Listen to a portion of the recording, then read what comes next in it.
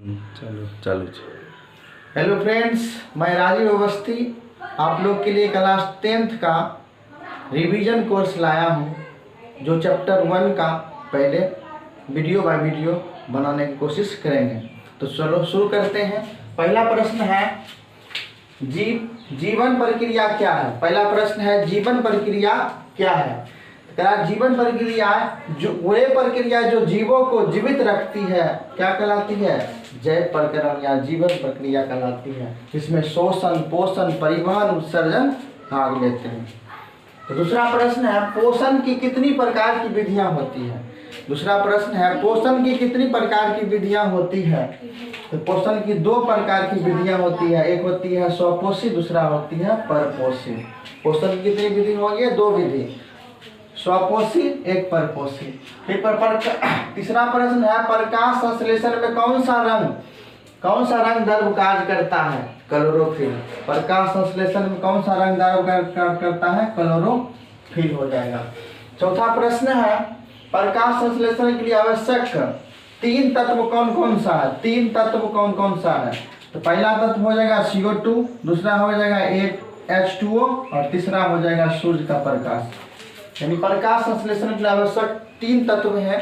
पहला हो जाएगा CO2, H2O और सूर्य के प्रकाश। फिर अगला प्रश्न है प्रकाश संश्लेषण में कौन सी गैस उत्सर्जित होती है?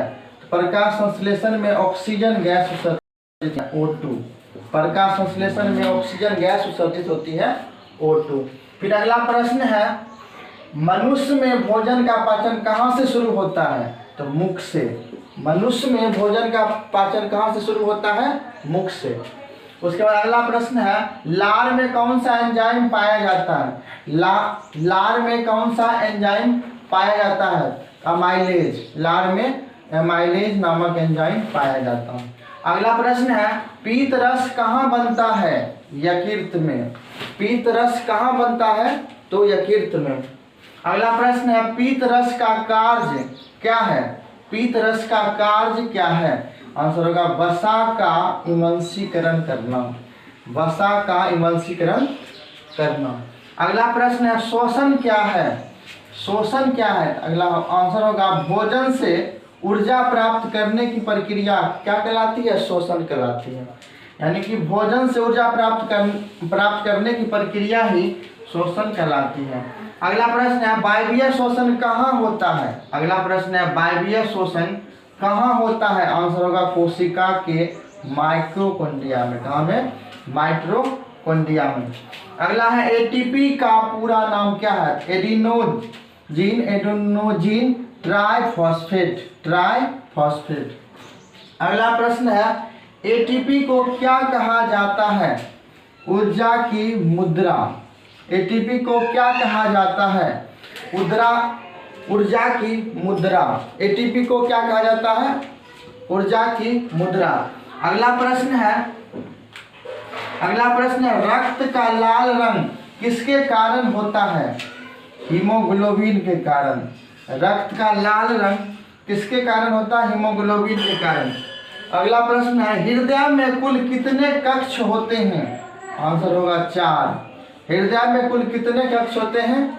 4। फिर अगला प्रश्न है कौन सी कोशिकाएं संक्रमण से रक्षा करती है? तो WBC। कौन सी कोशिकाएं संक्रमण से रक्षा करती है? WBC। अगला प्रश्न है रक्त के थक्के जमने में कौन से सहायक है?